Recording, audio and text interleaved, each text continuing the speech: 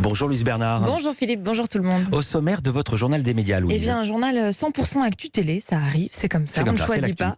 On parlera Eurovision, suppression d'émissions, suppression de la redevance, nouveauté dans Fort Boyard et dans la chanson de l'année, et également une soirée spéciale Isabelle Huppert que je vous présenterai. Huppert, voilà, c'est la soirée que vous allez nous présenter, et non pas Isabelle Huppert. On reste dans l'actu télé puisqu'on commence par les audiences qu'ont regardé les Français hier soir.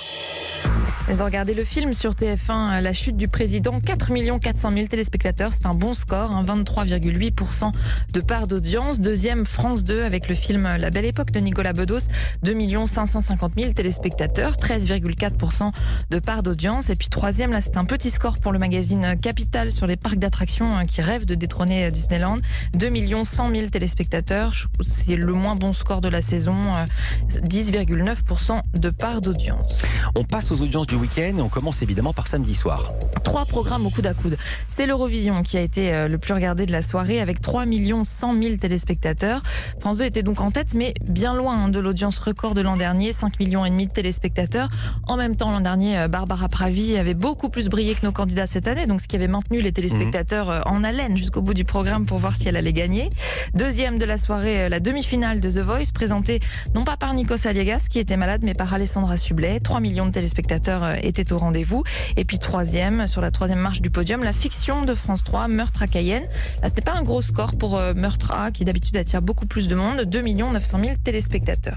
Et alors, dans le week-end, il y a aussi le vendredi soir, qu'ont regardé les Français. La finale de Masked Singer, 3,5 millions de téléspectateurs étaient devant TF1.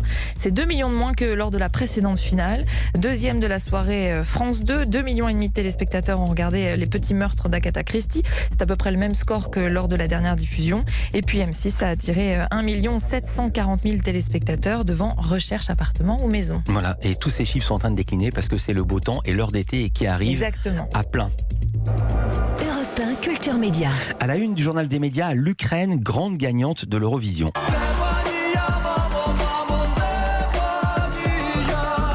Le remet encore une petite fois, Oui. Cette chanson Stefania.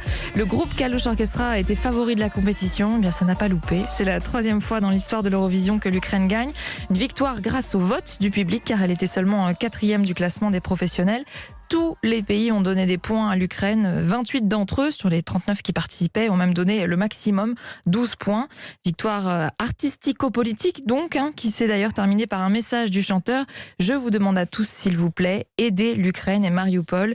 Et le groupe vient d'ailleurs de publier le clip de sa chanson Stefania, tourné dans les ruines et les décombres en Ukraine.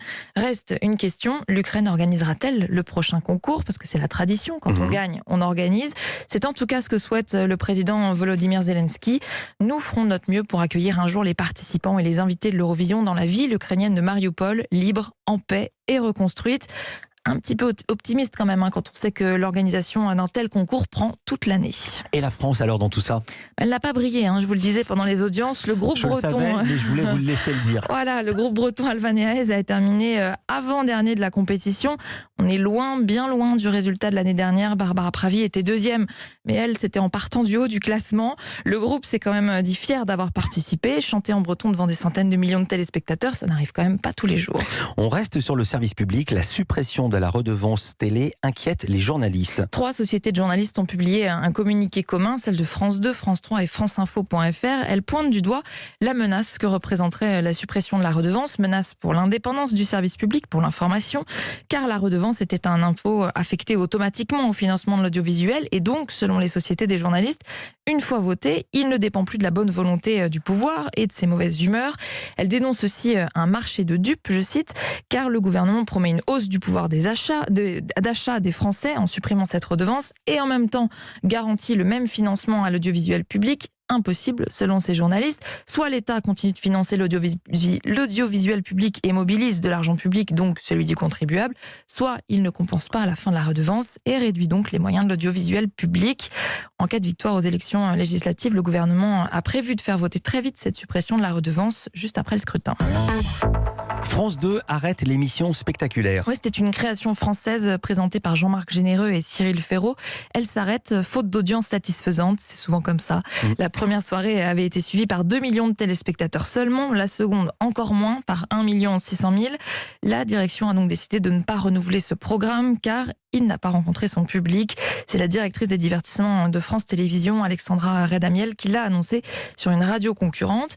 Et que deviendra Jean-Marc Généreux, dont c'était le seul programme? Elle lui promet de belles choses, mais plus tard. France 2 toujours, un nouveau personnage dans Fort Boyard, incarné par une célèbre candidate de Koh-Lanta. Clémence Castel, qui a remporté le jeu 2 fois, c'est la seule. Elle quitte la 1 pour passer sur la 2. Elle va incarner le personnage de la guerrière mystère. C'est une information de Télé-Loisirs. Alors que va faire ce nouveau personnage? Eh bien, les candidats vont devoir l'affronter pendant 5 épreuves. Ils ne sauront pas qui leur fait face. À chaque épreuve remportée, ils auront un indice supplémentaire pour tenter de découvrir l'identité de la guerrière. S'ils y parviennent, alors ils auront un bonus pour la fin de l'émission. Les tournages ont déjà commencé depuis une semaine, mais il en reste encore. Et comme l'information est sortie, je me demande quand même... J'étais en train de me dire, je comprends rien. Elle est mystère ou c'est Clémence Castel? Voilà, on est plus sûr que ce soit vraiment une guerrière très mystère. Ils savent désormais, si vous nous écoutez, les candidats qui n'ont pas encore participé, que c'est Clémence Castel. Voilà, c'est cadeau, c'est pour nous. Et l'émission sera diffusée comme chaque année pendant l'été. Télévision toujours, mais on passe sur TF1 cette fois avec quelques nouveautés dans l'émission La chanson de l'année. Le divertissement de TF1 va redevenir un grand concert gratuit en public après 2 émissions limitées à cause du Covid. Cette fois, 10 000 personnes pourront venir autour de la scène qui sera installée du côté de Toulon sur la plage du Morillon. Information du Parisien aujourd'hui en France. Du nouveau aussi du côté des critères de sélection des chansons. Seule une vingtaine de titres seront en compétition contre une trentaine auparavant. Et comment seront-ils choisis? Eh bien, sur une moyenne du nombre de diffusions à la radio. Et puis, ils seront aussi ensuite éliminés les artistes qui ne sont pas disponibles pour la soirée. On a déjà quelques noms de confirmés comme Amir, Angèle, Big Flo et Oli, Clara Luciani, Jul et Juliette Armanet. L'émission sera enregistrée dans les conditions du direct. Ce sera dans la première quinzaine de juin. Et on termine ce journal avec le Focus programme du jour. C'est Arte qui propose ce soir une soirée spéciale Isabelle Huppert. Oui, c'est leur manière de célébrer le début du Festival de Cannes qui commence cette semaine avec la diffusion du film Elle de Paul Verhoeven d'abord, qui avait été présenté d'ailleurs sur la Croisette en 2017 et qui avait valu ensuite nombreux prix et nominations à Isabelle Huppert. Juste après le film, c'est un documentaire, un portrait de l'actrice que vous pourrez découvrir. Message personnel, c'est un film pudique où Isabelle Huppert se raconte elle-même au réalisateur William Carell. Cette forme d'autoportrait, tous les deux la souhaitaient et c'est ce que m'a expliqué la productrice du film, Dominique Tibi. William avait besoin qu'elle donne quelque chose de son intimité ou qu'elle soit partie prenante en tout cas du projet et je pense que de son côté à elle avait aussi besoin d'être dans une réflexion sur le film. D'ailleurs William dit souvent en rigolant, c'est pas mon film, c'est son film. C'est un film miroir, c'est un film qui parle aussi de sa personnalité, c'est-à-dire que la forme du film, pudique et tout en nuances, en ironie, en mouvement comme ça, c'est ce montage aussi très virtuose fait que finalement le film lui ressemble énormément. Et pour se livrer, pas question de faire une interview très classique face caméra, non, ils ont opté pour une façon très originale de construire ce film. Ils ont réalisé un entretien non filmé, simplement enregistré pendant plusieurs heures, puis ça a été retranscrit, retravaillé pour arriver à un texte qui a été soumis à Isabelle Huppert, qui a alors apporté quelques modifications, et c'est sur cette base que le réalisateur a travaillé avec les archives, les extraits de films, les making-of. Ça donne un film non pas sur sa vie privée, mais plutôt sur sa vie d'actrice, se confie notamment sur ses relations avec les réalisateurs comme Chabrol. On va dire que le film permet de comprendre à quel point le métier d'acteur est difficile. Elle a beaucoup voulu s'exprimer sur le métier d'acteur et la vie sur un plateau et la manière de traiter les rôles et les personnages. Elle dit qu'il n'y a pas de personnages, il y a des états et des personnes. Les personnages, ça n'existe pas. Mais c'est pas un film qui va aller sur les zones sombres, les zones noires. C'est plus sur la beauté et la difficulté du métier d'acteur. Et c'est une façon aussi de la redécouvrir et d'avoir envie de revoir tous les films qui défilent. Dominique Tibi, productrice du documentaire Isabelle Huppert, Message personnel, qui est diffusé ce soir à 23h sur Arte ou qui est déjà disponible sur arte.tv. Et la soirée Isabelle Huppert démarre dès 20h50 avec la diffusion du film Elle. Merci beaucoup Louise Bernard. Toutes ces infos à retrouver dans notre newsletter média. L'inscription est gratuite, c'est sur europe1.fr. À demain Louise pour un nouveau journal des médias. À demain.